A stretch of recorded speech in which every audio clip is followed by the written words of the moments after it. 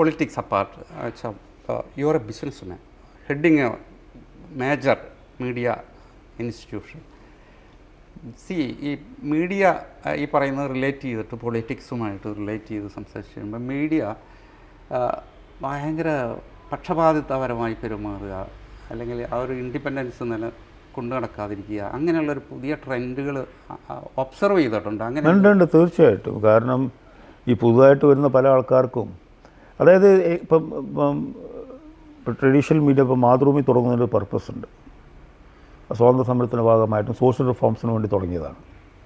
അതൊരു ബിസിനസ്സായിട്ട് തുടങ്ങിയതല്ല.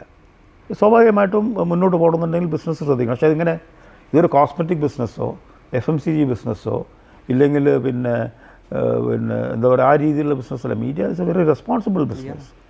ആ റെസ്പോൺസിബിലിറ്റി എന്ന് പറയുന്നത് യഥാർത്ഥ കാര്യങ്ങൾ റിപ്പോർട്ട് ചെയ്യുക എന്നുള്ളതാണ്.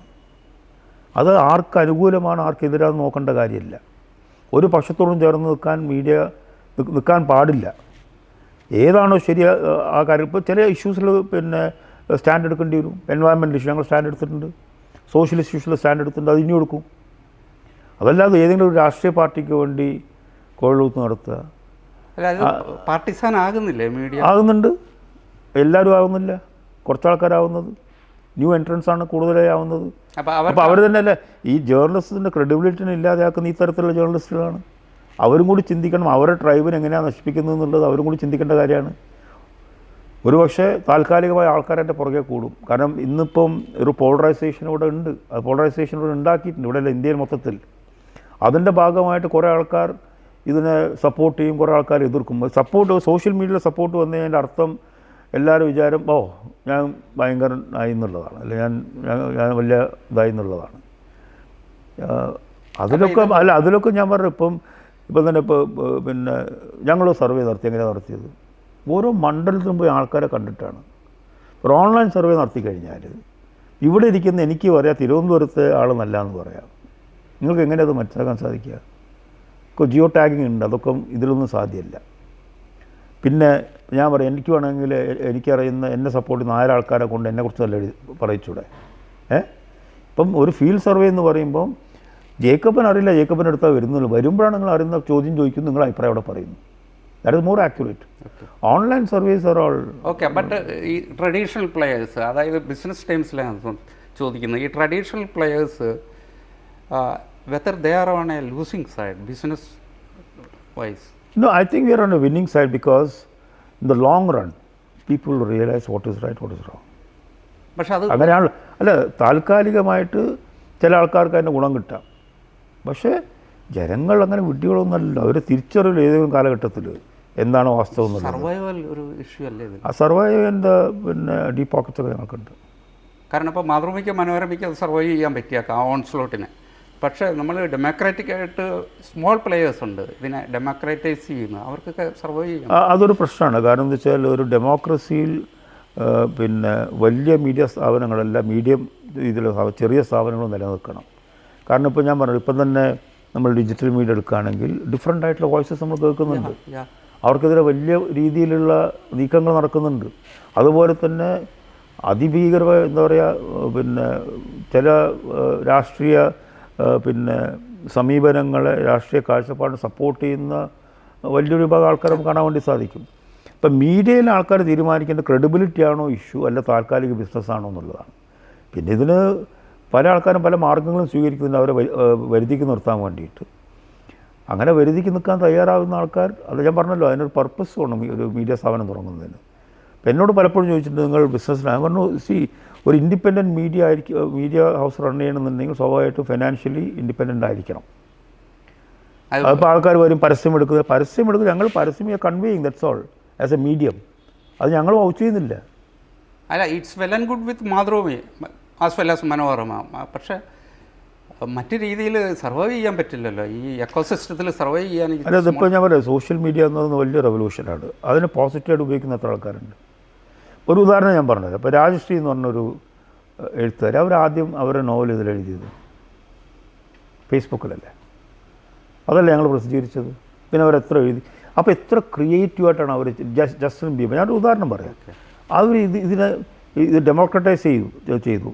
ആരുടെ പിന്നെ സഹായം ആവശ്യമില്ല എനിക്ക് എൻ്റെ കഴിവ് തെളിയിക്കാൻ വേണ്ടി. അങ്ങനെ കാണാതെ ഇത് വെറും ഒരു ഹെയ്റ്റ് മീഡിയയാക്കി മാറ്റി ഫേക്ക് ന്യൂസുകളുടെ പ്രവാഹം തന്നെ ഇന്ന് ഇപ്പം ഈ ചില ഇതിൽ പ്രചരിപ്പിക്കുന്ന എന്താ, മാതൃഭൂമിയെ ജമാഅത്ത് ഇസ്ലാമി വാങ്ങി. അത് വിശ്വസിക്കാൻ ഒരാൾക്കാരുണ്ട്. അത് ചില സമയത്ത് അങ്ങനെ വരും. അല്ലല്ല പറഞ്ഞുതരാം. പിന്നെ ആരോ പറഞ്ഞു മാതൃഭൂമിയെ രാജീവ് ചന്ദ്രശേഖർ വാങ്ങി. അപ്പോൾ ഞാനൊരിക്കൽ രാജീവ് ചന്ദ്രശേഖരൻ ചോദിച്ചു സെൻട്രൽ ഹോളിൽ വെച്ചിട്ട്, നിങ്ങൾ ജമാഅത്ത് ഇസ്ലാമായിട്ട് സംസാരിച്ച് മാതൃഭൂമി വാങ്ങാൻ വേണ്ടിയിട്ട്? ഇത് വിശ്വസിക്കുന്ന ഒരാൾക്കാർ ഇങ്ങനെയുള്ള ഫേക്ക് ന്യൂസുകൾ നമ്മളല്ല. പലപ്പോഴും ഞാൻ പറഞ്ഞിട്ട് ഈ സത്യം പടി എന്താ നമ്മൾ വാതിൽ പുറത്ത് വരുമ്പോഴേ അസത്യം 5 തവണ ലോകം ചുറ്റി വരും. അപ്പോൾ ഇതിനെ നല്ല രീതിയിൽ ഉപയോഗിക്കുക എന്നുള്ളത് ധാരാളം ആൾക്കാർ തെളിയിച്ചിട്ടുണ്ട്. പക്ഷേ ഭൂരിഭാഗം ആൾക്കാരും ഇതിനെ ഞാൻ എംപവേർഡാണ്, എനിക്ക് എന്തും പറയാനുള്ള അവകാശമുണ്ട്, ഞാൻ സെലിബ്രിറ്റി ആവണം, ആയിക്കോട്ടെ. പക്ഷെ അതിലൊരു എത്തിക്കൽ ലൈൻ വേണ്ടേ? എത്തിക്സ് നിലനിൽക്കുമ്പോൾ ഇത്തരം പ്രചാരണങ്ങൾ നടക്കുന്നതിൻ്റെ ഇടയിൽ മാതൃഭൂമിയുടെ കണ്ടൻറ്റ്, എസ്പെഷ്യലി ഡെയിലിയുടെ കണ്ടൻറ്റ് RSS അനുകൂലമാകുന്നു എന്നുള്ളൊരു ക്യാമ്പയിൻ നടക്കുന്നുണ്ട്. Is it true? നിങ്ങൾ പത്രം വായിക്കാറുണ്ടല്ലോ അല്ലേ? Is it true? I ask you this question. അല്ലല്ല, I am asking you as a journalist, is it true? അത് ഈ പറഞ്ഞ പോലെ നമ്മളുടെ ഇൻ്റർപ്രിട്ടേഷൻ്റെ ഒരു ഭാഗമാണ്. Is it true? Have you felt it? We report every side. ഇപ്പോൾ ഞാൻ പറഞ്ഞു, ഇപ്പോൾ ഇത് പറയുന്നത് വെച്ചാൽ പ്രധാനമന്ത്രിയുടെ ഒരു വാർത്ത വന്നു, is A prime minister of the country. ആ വാർത്തയ്ക്ക് പ്രാധാന്യം കൊടുക്കണം. അപ്പോൾ RSS ആയി. ഇപ്പോൾ മുഖ്യമന്ത്രിയുടെ അത് chief minister of the state, അതിൽ വരുമ്പോൾ നമ്മൾ കമ്മിയായി. Opposition leader whether Kerala or പിന്നെ പാർലമെൻറ്റ്, രാഹുൽ ഗാന്ധി വരുന്നു, പ്രിയങ്ക ഗാന്ധി വരുന്നു, വാർത്ത കൊടുക്കും, നമ്മൾ കൊങ്ങിയായി. ഇതിങ്ങനെ ബ്രാൻഡ് ചെയ്യപ്പെടുന്ന ഓരോരുത്തർ താല്പര്യത്തിനനുസരിച്ചിട്ടാണ്. അവർക്കിഷ്ടമില്ലാത്ത വാർത്ത വരുമ്പം അതിനെ താർണിഷ് ചെയ്യാൻ വേണ്ടി ഓരോന്നാക്കി മാറ്റാണ്. അപ്പോൾ ഞങ്ങൾ എന്തൊക്കെ പറയുന്നുണ്ട്. അപ്പോൾ I feel we are right. കാരണം ഇങ്ങനെ ഓരോ ഈ തൽപര കക്ഷികൾ ഓരോന്ന് പറഞ്ഞുകൊണ്ടിരിക്കില്ലേ, ഞങ്ങൾ കൊങ്ങിയാണ്, കമ്മിയാണ്, സംഖ്യയാണ്, പിന്നെ എന്താ മൗദൂദിയാണ്, ജിഹാദി ഇതൊക്കെ പറയുന്നുണ്ടല്ലോ. അപ്പോൾ you are on a right path. Obviously, because all these Western interests are criticizing us. Western interest ആണ്. Why is that only Madhurumi newspaper have grown this ABC, last ABC, the only newspaper? So, okay. അപ്പോൾ that positioning വളരെ clear ആണ്. അപ്പോൾ we have clear ആയിട്ടുള്ള stand ഇതിൻ്റെ founders തന്നെ define ചെയ്തിട്ടുണ്ട്. ഞങ്ങൾ ഡെമോക്രറ്റിക് മതേതര ഇന്ത്യക്ക് വേണ്ടി നിലനിൽക്കുന്നതാണ്. സത്യം, സമത്വം, സ്വാതന്ത്ര്യം. We have no political bias. എനിക്ക് രാഷ്ട്രീയമുണ്ട്, ആ രാഷ്ട്രീയം മാതൃഭൂമിക്കില്ല, ഉണ്ടാവാനും പാടില്ല. ജേർണലിസ്റ്റുകൾക്ക് അവരുടെ രാഷ്ട്രീയമുണ്ട്. ജേക്കബിൻ്റെ രാഷ്ട്രീയം ഉണ്ടാകും. പക്ഷേ that should not reflect in your journalism. That's all I tell my people. You are entitled to have your political views. That cannot reflect in your media. Okay അത് ആ പെർസെപ്ഷൻ വളരെ കറക്റ്റാണ്. ബിസിനസ് വൈസ് എങ്ങനെയാണ് ഇതിൻ്റെ മാതൃഭൂമി ഈ പറയുന്ന ഈ cut throat കോമ്പറ്റീഷൻ്റെ ഒരു ഇൻഡസ്ട്രി? ഇത് കോമ്പറ്റീഷൻ അല്ല, ഇത് ബേസിക്കലി ലൈക്ക് വേറൊരു രീതിയിലുള്ള ഒരു ലാൻഡ്സ്കേപ്പ് വന്നതാണ്. ഇപ്പം ടെക് ജയൻസ് ആണല്ലോ ഇപ്പോൾ ഇത് കൺട്രോൾ ചെയ്യുന്നത്, like Meta, alpha. So what do they want? They want chaos in the society. They do not support organizations. They support individuals. എന്താ ഇപ്പോൾ നിങ്ങളിപ്പോൾ ഒരു വീഡിയോ ചെയ്തിട്ട്, ഒരു റീല് ചെയ്തിട്ട് അതിനെ എങ്ങനെ ട്രെൻഡിങ് ആക്കുക എന്നുള്ളതാണ് അവർ ആൽഗോറിതം വർക്ക് ചെയ്യുക. നേരെ മറിച്ച് സത്യസന്ധമായ നല്ലൊരു വാർത്ത നമ്മൾ കൊടുത്തു കഴിഞ്ഞാൽ ആൽഗോറിതം അതിനെ സപ്പോർട്ട് ചെയ്യില്ല. എന്താ reason? They don't want any credible organizations to exist. ഈ ക്രെഡിബിലിറ്റിയും ബിസിനസ്സും തമ്മിലുള്ള ഇക്വേഷനാണ് എനിക്ക് ആ തിൻ ലൈൻ എങ്ങനെ നമ്മൾ മാനേജ് ചെയ്യുന്നു എന്നുള്ളതാണ്. ഓക്കെ.